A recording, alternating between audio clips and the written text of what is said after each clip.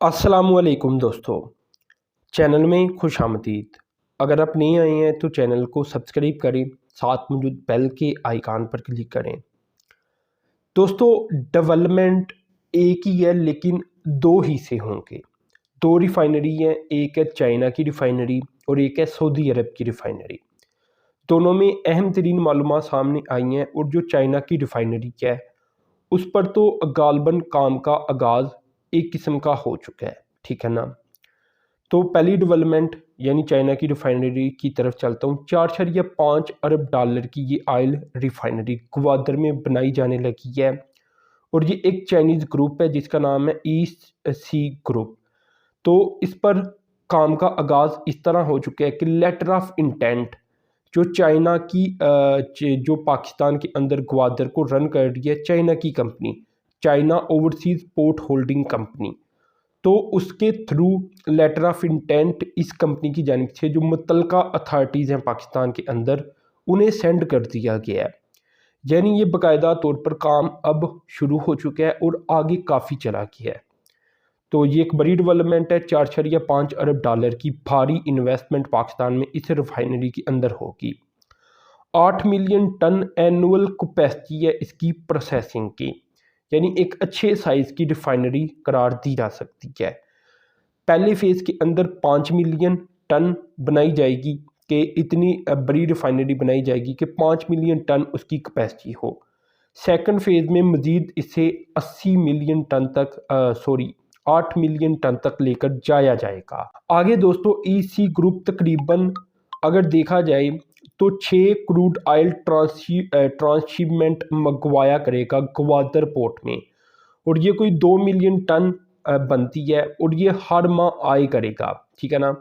तो इसे आप अभी तक समझ नहीं पा रहे होंगे, आगे चलकर मैं आपको समझाऊंगा कि पाकिस्तान में जो हम देखते हैं डीजल या बाकी जो मोटर गैसोलीन ऑयल्स वगैरह होती हैं वो मुकम्मल पाकिस्तान की रिफाइनरी से तैयार होकर नहीं आते। पाकिस्तान में 60% तक तैयार किए जाती हैं, बाकी रिफाइंड प्रोडक्ट होकर बाहर से आती है। जिसके ऊपर जो पेट्रोकेमिकल प्रोडक्ट्स हैं पाकिस्तान इंपोर्ट करता है बाहर से रिफाइंड प्रोडक्ट के तौर पर, तो वो 2 अरब डॉलर की पड़ती हैं पाकिस्तान को एनुअली। यानी आज भी पाकिस्तान के पास रिफाइनरीज कम है, रिफाइनरीज की पाकिस्तान को बहुत ज़्यादा ज़रूरत है। तो जब ये रिफाइनरी चाइना की ग्वादर के अंदर बनाई जाएगी तो ये जो मसाइल है ये कम हो जाएंगे। यानी इंपोर्ट नहीं करना पड़ेगा, क्रूड ऑयल ही इंपोर्ट होगा और जो रिफाइंड प्रोडक्ट होगी वो पाकिस्तान के अंदर ही तैयार होगी। और जो एनुअली हमें इंपोर्ट करनी पड़ती हैं प्रोडक्ट्स उसका डेटा मज़ीद कम हो जाएगा और पाकिस्तान की अपनी रिफाइंड प्रोडक्ट होगी, पाकिस्तान उसे एक्सपोर्ट करने की भी सलाहियत रखेगा अगर तो पाकिस्तान ज़्यादा करनी शुरू कर दे।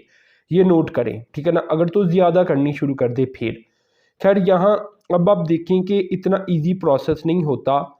अगर ग्वादर के अंदर जो सऊदी अरब की रिफाइनरी है उसका जिक्र किया जाए तो उन्होंने जगह चेंज कर ली है।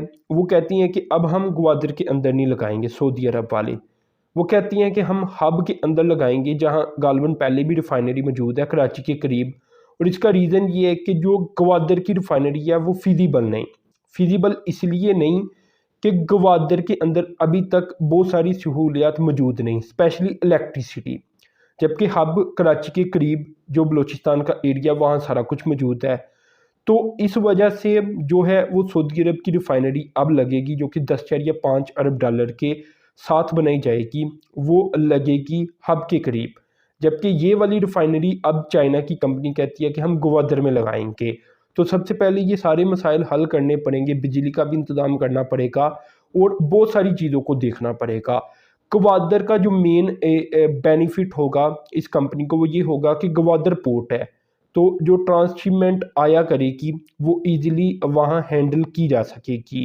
अच्छा, अब ये भी बात याद रखें कि ये जो रिफाइनरी का मैं जिक्र कर रहा हूँ जो कि ग्वादर में चाइना की कंपनी लगाएगी, ये अपना ही बिजनेस करेंगे, यानी अपना खुद का ही ऑयल और जो भी प्रोडक्ट्स होती हैं बाकी वो प्रोड्यूस करेंगे और उसे फ़रोख्त किया करेंगे। तो एक प्राइवेट किस्म का इनका अपना बिजनेस होगा। अब देखें दोस्तों, जो सऊदी अरब की रिफाइनरी है वो बहुत बड़ी रिफाइनरी है।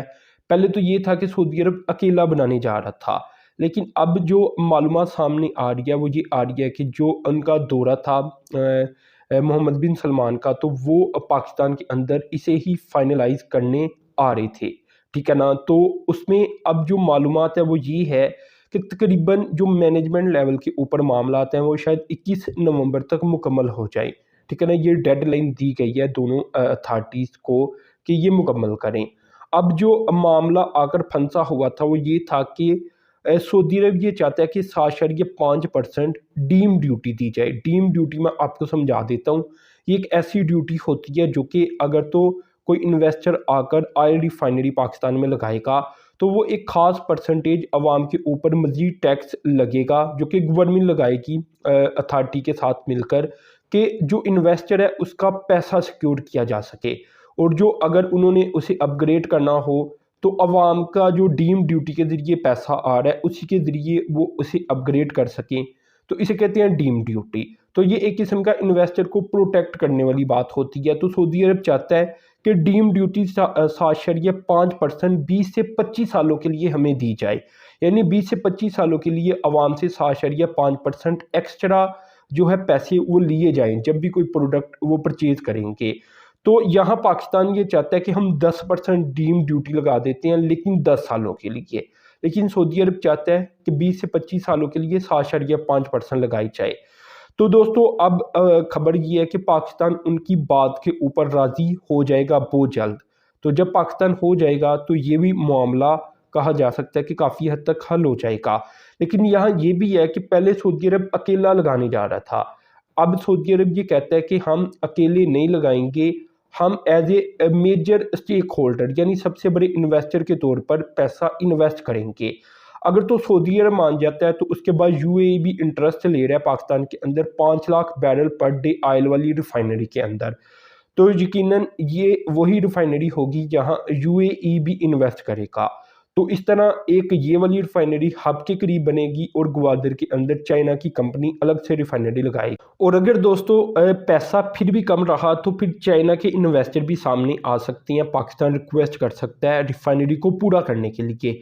तो देखा जाए तो एक तो ज्वाइंट वेंचर हो जाएगा और दूसरी सी चाइना की ग्वादर के अंदर रिफाइनरी होगी एक कंपनी की प्राइवेट। अब देखें जो टोटल इस बड़ी रिफाइनरी की कैपेसिटी है ये 10.5 अरब डॉलर के साथ बनाई जानी है। तो ये कोई 3.5 से 4.5 लाख तक बताई जाती है बैरल पर डे।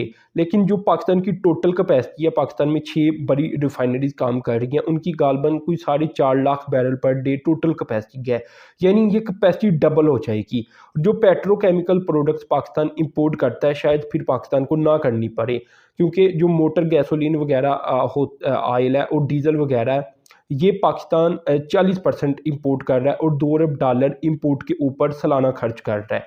तो ये कुछ मसले मसाइल हैं जो कि इन्वेस्टमेंट के साथ पाकिस्तान के हल होते हुए नज़र आएंगे। तो ये दोस्तों काफ़ी अहम तरीन मालूमात सारी मैंने आपसे शेयर की। तो आप चैनल को सब्सक्राइब करें, साथ मौजूद बेल के आइकान पर क्लिक करें। अब तक के लिए इतना ही था। अल्लाह हाफिज़।